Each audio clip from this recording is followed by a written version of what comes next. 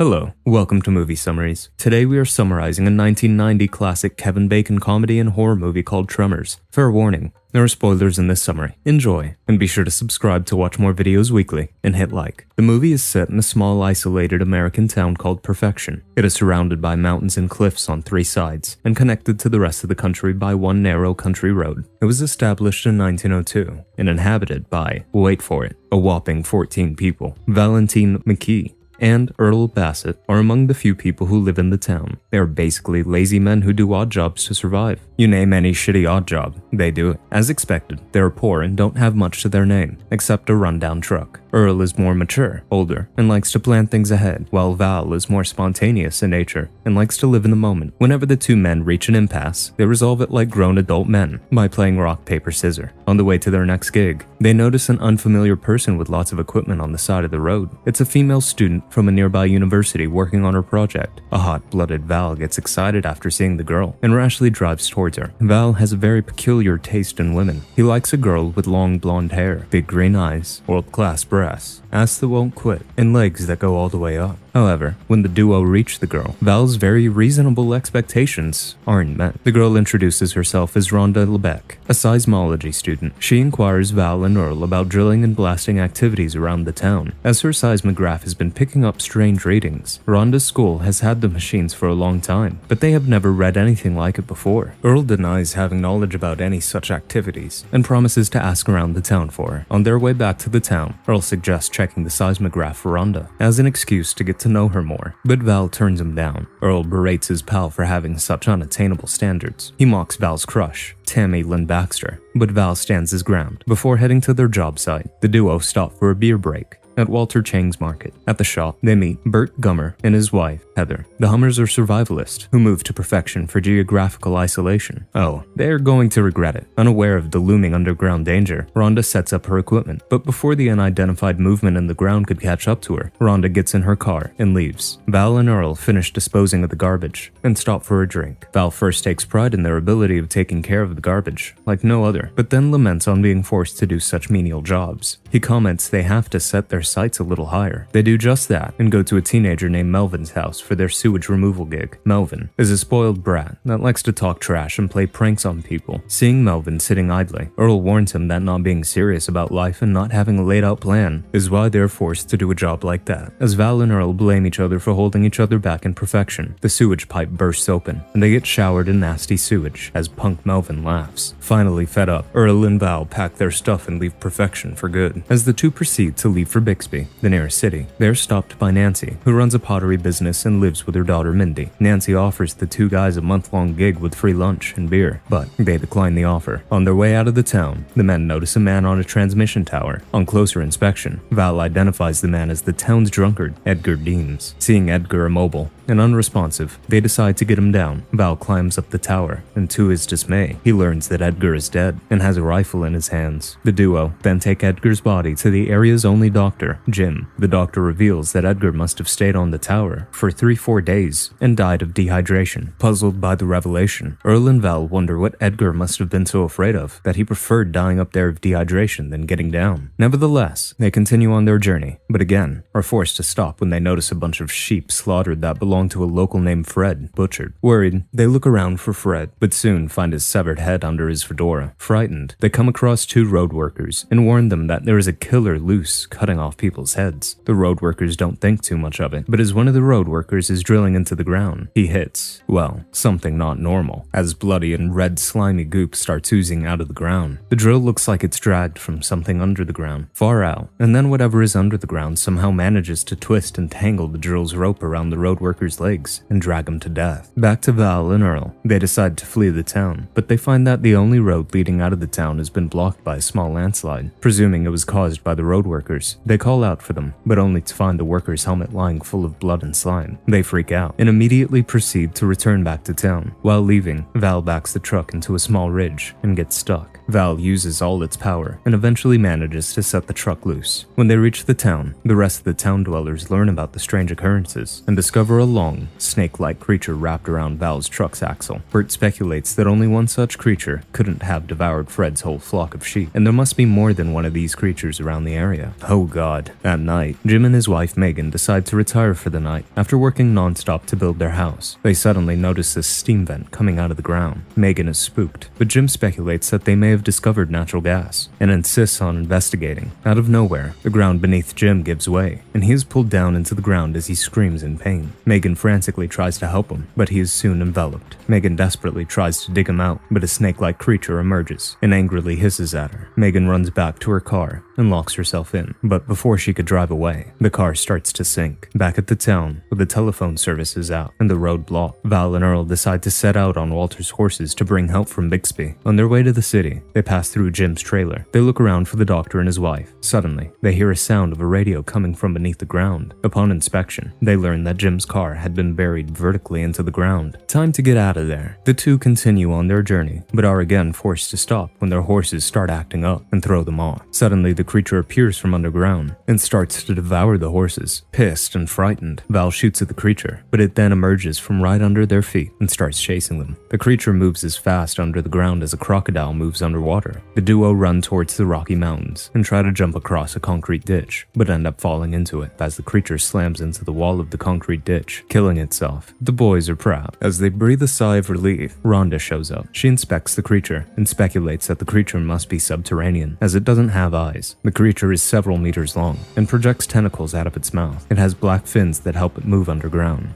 Gross. One can only see a trail of dust flying as the creature moves underground. As Val and Earl make plans about selling the unique creature's corpse, Rhonda, all of a sudden, takes a worrying look at her seismograph. She reveals that her seismograph shows that there are 3 more of such creatures. They suddenly feel the vibrations of the creature approaching them. The trio quickly runs towards the rocks and takes shelter above a huge rock that the creature can't climb. They wait for the monster to leave, but every time they set foot on the ground, the creature appears. Frustrated, Val wonders if the creature is listening to their conversation. Rhonda speculates that the creature senses seismic vibration and hears every move they make on the rock, as it is the perfect conductor. Left with no choice, the trio is forced to spend their night on the rock. Being the gentleman he is, Val gives Rhonda his jacket and his shoulder to sleep on, as Earl takes notes of his pal's changing demeanor. With the creature still waiting for them, Rhonda comes up with an idea, and the group pole vault their way to Rhonda's truck. Smart moves, Rhonda. As soon as they reach the truck, the creature starts attacking them, but Rhonda quickly starts the truck, and they flee to Perfection. Back at Walter's store, the town dwellers conclude that they must abandon Perfection, as the creature is progressively moving towards their town. Rhonda suggests that they must hike to Bixby through the mountains in the west. Those mountains are made of granite, and the creatures can only move through loose soil that covers the valley. Suddenly, they hear Melvin scream from outside. Upon inspection, they find him shit scared on a light pole. The town residents assume that Melvin is playing another prank. This boy cried wolf too many times. However, the creature who Walter has named Graboid appears from beneath. The town dwellers quickly take shelter indoors. Despite making no noise or vibration, Graboid hovers beneath the store, where Rhonda and the others have taken shelter. When they listen closely for vibration that might have attracted the creature, they hear little Mindy hopping around on her pogo stick with headphones on. Val runs towards Mindy and grabs her before the Graboid devours her pogo stick. Nancy then grabs her daughter Mindy and runs toward their home as the creature starts chasing Val to his truck. Another creature then starts moving towards Earl and Rhonda, and they get separated.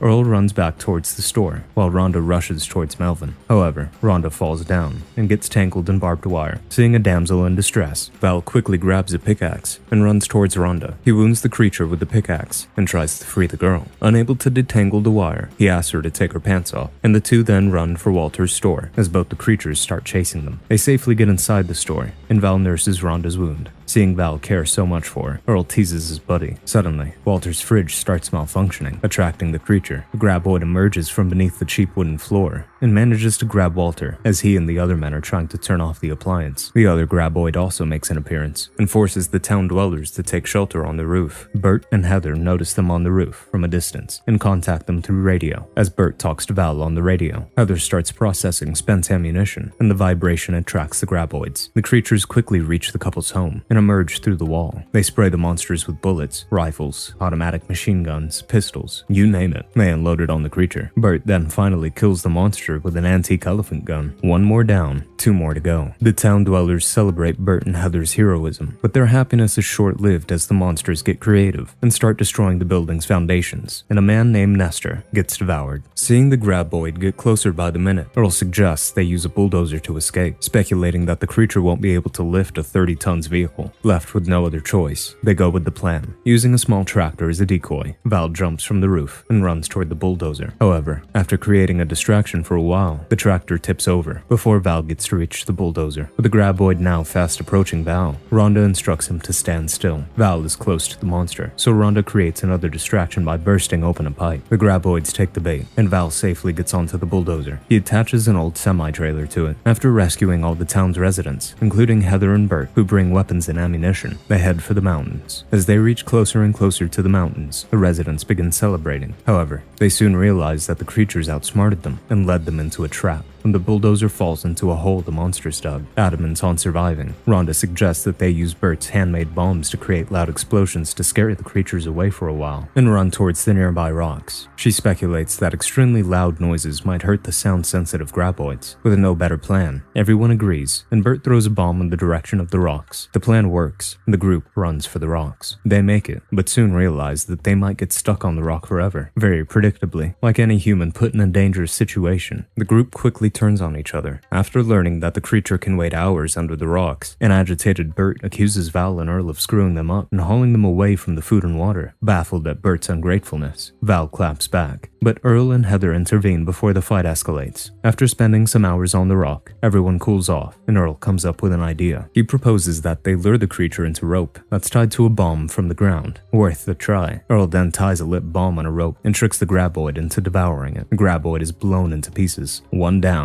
and 1 more to go. The group then sets another trap for the last remaining creature, and Val throws another lit dynamite to lure the creature. The graboid again takes the bait and devours the bomb. However, this time, the monster then hurls the bomb back towards Val and the others. Val, Earl, and Rhonda run away from the rock as the bomb lands on Bert's ammunition bag and destroys it. After the explosion, the trio run towards the rocks, but they are stopped by the graboid. The trio stands still to fool the creature, and the others create noise distractions. The monster again retreats into the ground. Earl proceeds to move, but Val stops him. He warns that the creature has caught up to their ruse and is waiting right underneath the surface for them to move. Earl then advises Val to use the bomb he has in his hand, but Val hesitates, as it is the last one they have. Val retorts that even if they make it to the rocks, they will be dead in 3 days. Earl responds that he wants to live for the 3 days, and the residents pressure Val to use the bomb. Still not sold, Val comes up with a plan and runs up the valley. Earl and Rhonda follow suit. The monster chases them. As Val exclaims he finally has a plan, the trio reach the end of the cliff, and Val asks Rhonda to light the bomb. Val then throws the bomb at the fast-approaching graboid, but it lands and explodes too far behind. Earl and Rhonda get out of the way, but Val waits for the creature to reach the end of the cliff before jumping aside. Frightened by the dynamite explosion, the sound-sensitive graboid is unable to stop itself and flies off the cliff onto the ground. The last remaining monster has finally been defeated, and the residents rejoice. Val and Earl fix their truck and prepare for their journey to Brixby. They plan to make some real money by selling their story to the National Geographic. Before departing, Rhonda thanks Val for saving her life. She drops hint after hint to express her interest in dating him, but he just can't bring himself to ask her out. She finally gives in and leaves, but Earl coaxes Val into going after the girl. Finally manning up, Val walks up to Rhonda and kisses her.